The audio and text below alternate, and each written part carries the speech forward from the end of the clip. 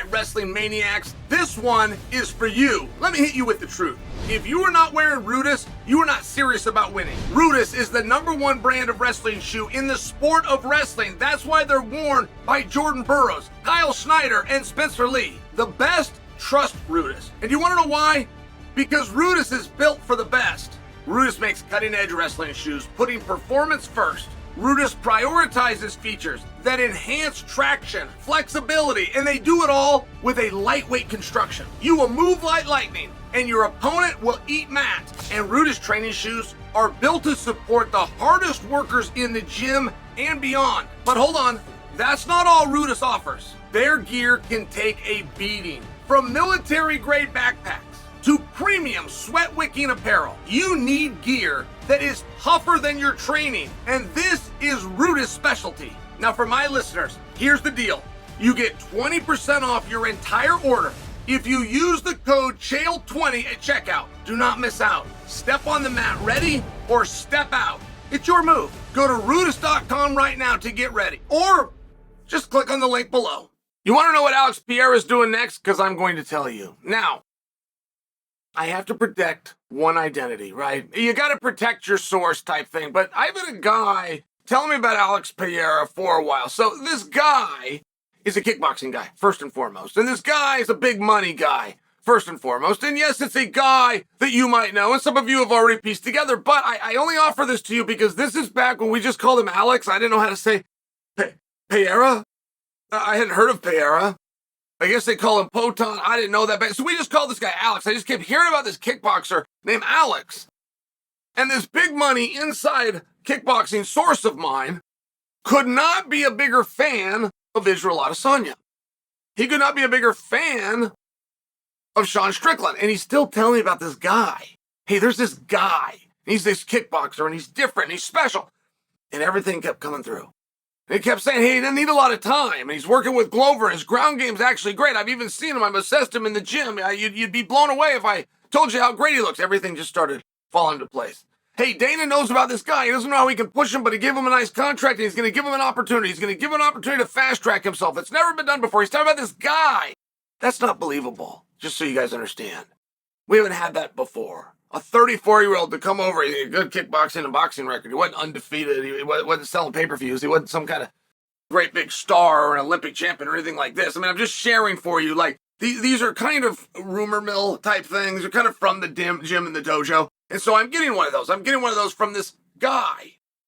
Well, this guy told me that he was going to fight Izzy. This guy told me he's going to fight Izzy again. The guy told me when he was done fighting Izzy, he was going to go up to 205 pounds, fight one time, and then draw right in for a world championship. I mean, none of those things were very believable or realistic at the time. Every one of them happened, including only having to go to 205 for one. Took him, man, this guy's an inside source. This guy, he knows. He knows somebody. Like, this isn't just coming from Pierre or Pierre's team. This is coming from the person that tells Pierre and Pierre's team. It's what it feels like. And this guy promised me that Pierre's next fight is going to be against Tom Aspinall. Now, I want to work out how we get there, okay? And one thing I would like to be cautious of for respect reasons is dismissing Ankalaev, because that's not what's happening. Ankalaev's next fight, should he get through Raychik? Now that's a handful right there, but we'll save that for another day. His next fight, Ankalaev's, will be for a championship. I feel very confident in telling you that. All I'm going to tell you right now is I don't think that's going to be against Pereira. I think Pereira is going to be gone. Now, it could also be an interim championship. Now, hear me out. You got three options for Pereira. Three glaringly obvious options that have all been made public. And my only argument against him taking on Ankalaev next, or moreover, the fact that he's going to take on Aspinall next, is of the three options, Ankalaev would be your guys', and you're the ones that steer this. He would be your last choice.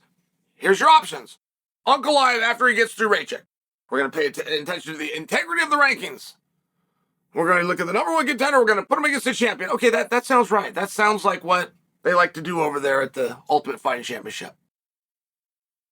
But then you have Pereira himself, who said, I will do that. at 205, that's what I'm going to do. You've had Dana come out and say, if Ankalaev can get through Raychik. But I think it's a little more than that. I think if Raychik gets through Ankalaev, I think whoever wins that fight goes next. Okay, great. But you've also had Alex say he would go up and fight Tom Aspinall. And Alex has not made a big stink that I've ever heard. I've never heard it over Jon Jones. He has discussed Jon. He met Jon. He did a photo with Jon. But he hasn't called him out. He appears, Alex, to only be calling Tom out for no damn reason other than Tom has a belt and he doesn't have an opponent. Like, I don't believe that Alex has any kind of heat or that Alex dislikes Tom more than Jon. I don't think it's personal at all. I think he's looking at heavyweight. He's looking at what he can accomplish with champ status. He's looking at the fact that as the highest paid fighter, and he is, right? I mean, it's between O'Malley and Alex. Sean is out for now. It means he passes the baton for now to Alex without a debate. And when he's looking for big fights, he's going to need somebody that can do that, make the walk, be opposite him, and have a lot of attention. I think that's what gets you to Tom, but that's enough for me, guys. Tom is never going to come at you with more than that.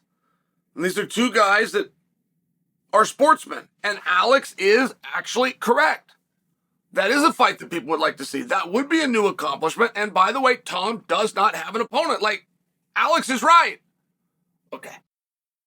You then would juxtapose that with the other thing that Alex is offering and willing to do, which is to go to 185 pounds and challenge Dricus du Plessis. There's a bit of a misunderstanding that to do that, Alex would be taking an opportunity from his friend and training partner, Sean Strickland. That is not my message. My message would be that Strickland and du Plessis fight. If it didn't go Sean's way, that would strengthen the resolve that Pereira has to come down. And that is somebody within of who he is. He called out Dricus purely because Dricus beat Izzy. And even if Izzy and Alex can't get it right, that's between them in Alex's mind. I have a very similar loyalty code. I actually really understand this. So he's going to come down and Big Brother's going to save the day, which it's Big Brother times 2 should things not go well for Strickland, which, by the way, is the exact thing that you saw happen with Yuri Prohaska after he beat Glover Teixeira. I mean, it's quite truly the way Alex's mind works. I think I got your guys' interest there. And some of you are probably like me, and you take one look at him and say, some bitch can't make 185 pounds. Well, I got two people, Anthony Smith, Daniel Cormier, that went and met him. I've never met Alex. They went and met him, and they said they came away that he's not who they thought he was. That he fiercely does adhere to certain codes. Oh, and by the way, the idea of self-torture intrigues him. It doesn't push him away. Like where you would say, or I would say, you can't make 185. Well, you can't make 105. Why? What? Because you don't want to. You're not disciplined enough. You're not tough enough. You can't starve long enough. They're saying that those are actually things that he likes.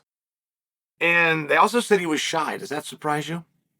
All right. So now that you know the options, so you, the fans, have the options to choose from.